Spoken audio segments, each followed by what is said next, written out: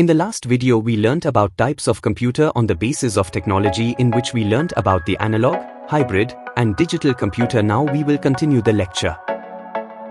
Technology के आधार पर अब अगर आप लोग बात करेंगे कि कंप्यूटर को साइज के आधार पर कितने भागों में बांटा गया है, तो कंप्यूटर को साइज के आधार पर कि on the basis of size computer has classified into 4 category. 4 भागों में कंप्यूटर को बांटा गया है साइज के आधार पर, जिसमें माइक्रो कंप्यूटर हुआ, मिनी कंप्यूटर हुआ, मेन फ्रेम कंप्यूटर हुआ और सुपर कंप्यूटर। ये 4 कंप्यूटर है। पहला हो गया आपको माइक्रो कंप्यूटर, जिसके सबसे बड़े उपभोक्ता आप मतलब कि सबसे ज्यादा उपभोग जो होता है वो होता है माइक्रो कंप्यूटर का, कि आपका मोबाइल से लेकर के जो हैंडल होता है, टैबलेट होता है, या जो पीसी या लैपटॉप, नोटबुक, अल्ट्राबुक, ये सब जो भी हम लोग इस्तेमाल कर रहे हैं, ये सब एग्जांपल किसका है? माइक्रो कंप्यूटर का है। उसके अलावा मिनी कंप्यूटर है, मेन फ्रेम कंप्यूटर है। अब ये स्पेसिफिक पर्पस के लिए इस्तेमाल किए जाते हैं, ये आम लोगों के लिए नहीं है कि कोई आम व्यक्ति इसको यूज कर रहा है। तो वैसे मतलब ये डिपेंड करता है कि आप किस तरह का काम अपने कंप्यूटर से परफॉर्म करते हैं। तो on the basis of size computer has classified into 4 categories. किसके आधार पर? साइज के आधार पर, on the basis of size.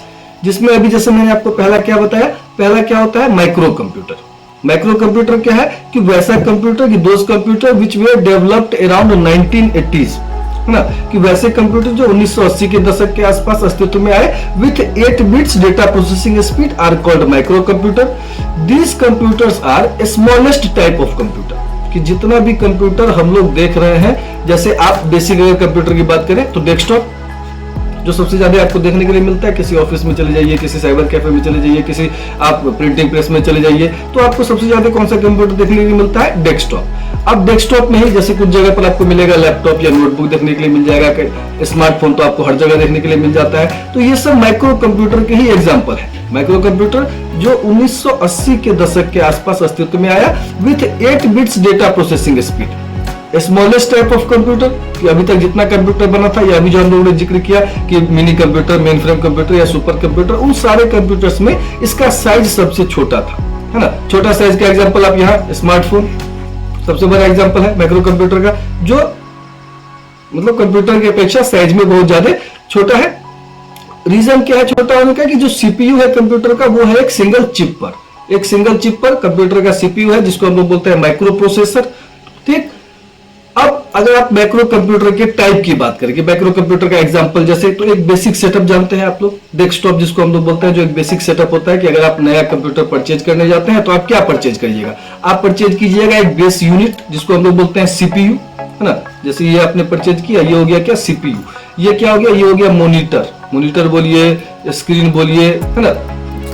ये तो केबल है जो इसमें कनेक्ट कर काम आएंगे। ये हो गया कीबोर्ड और ये हो गया माउस।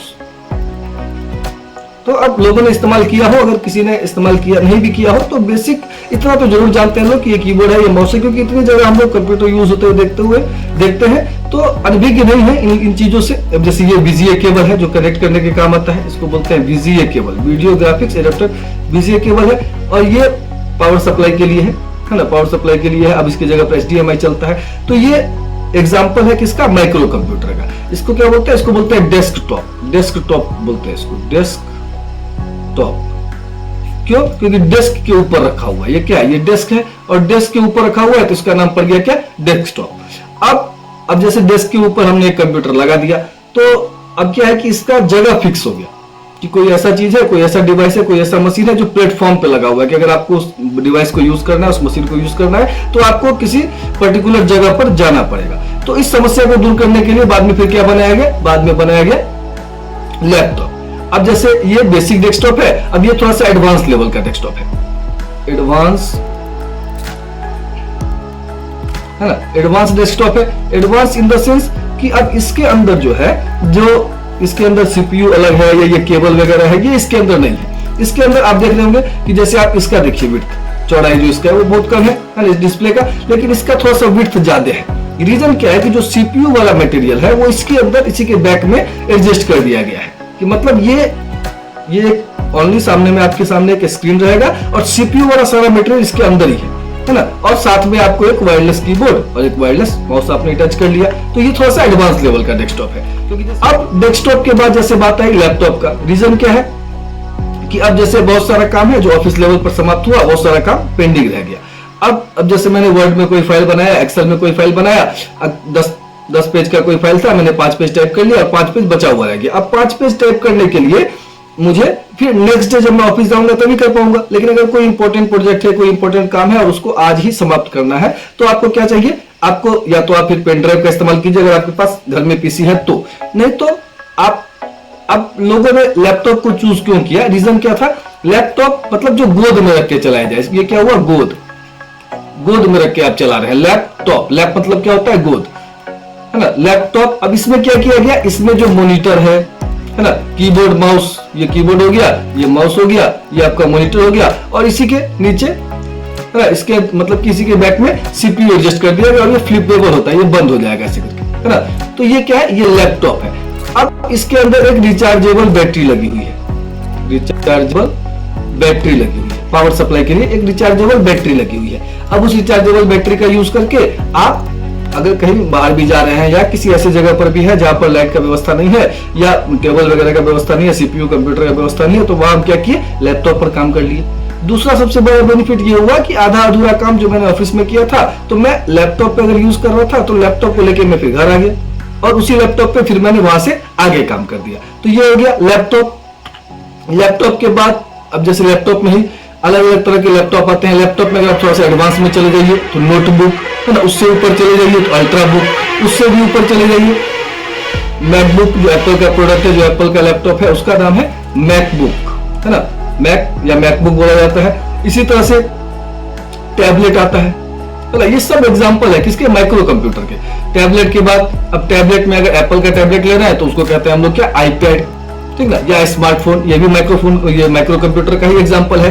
या माइक्रो कंप्यूटर से अगर आप थोड़ा पीछे जाइएगा तो 1970 के दशक के आसपास 16 बिट डेटा प्रोसेसिंग स्पीड के साथ जो कंप्यूटर था उसका नाम था क्या, मिनी कंप्यूटर। अभी भी चल रहा है, ऐसा नहीं कि चल नहीं रहा है, लेकिन ये डेवलप हुआ था 1970s के आसपास, 1970s के आसपास डेवलप हुआ था with 16 bits data processing speed. अब आपके दिमाग में एक चीज आ रहा होगा कि माइक्रो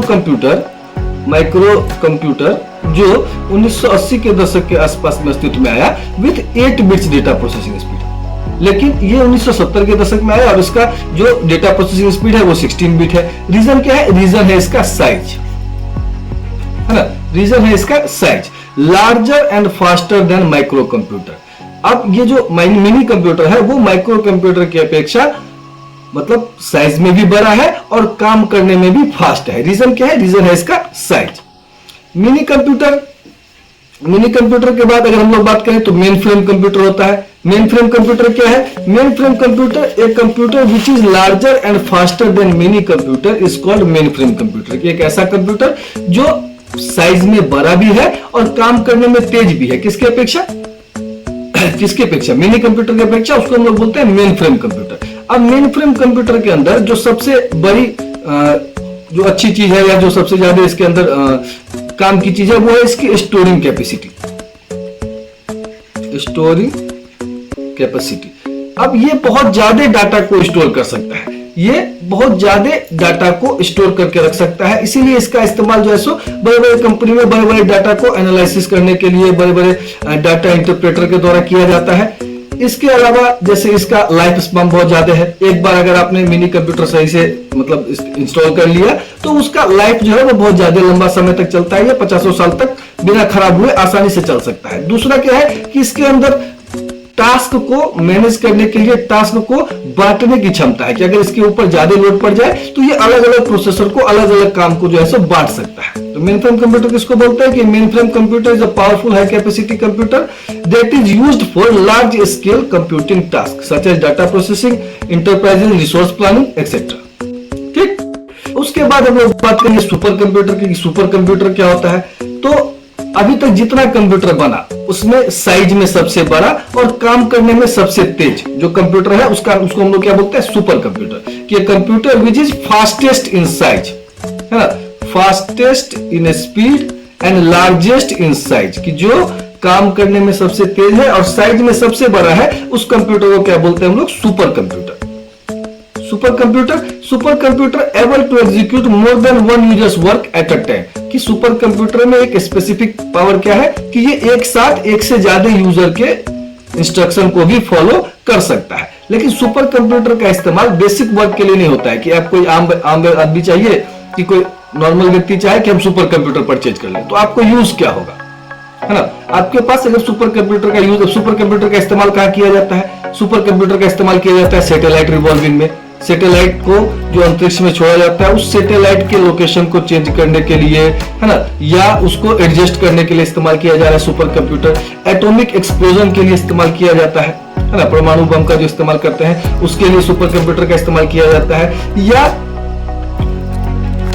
मतलब ये इस तरह का यूज है, मतलब सुपर कंप्यूटर का जो यूज है वो आम व्यक्ति के लिए नहीं है ना। Super computer use to perform scientific and research related work, satellite revolving बोलिए, एटॉमिक एक्सप्लोजन बोलिए, है ना, जो एटॉमिक एक्सप्लोजन होता है उसके लिए इस्तेमाल किया जाता है। पहला सुपर कंप्यूटर बनाया गया था सीमोर क्रे के द्वारा।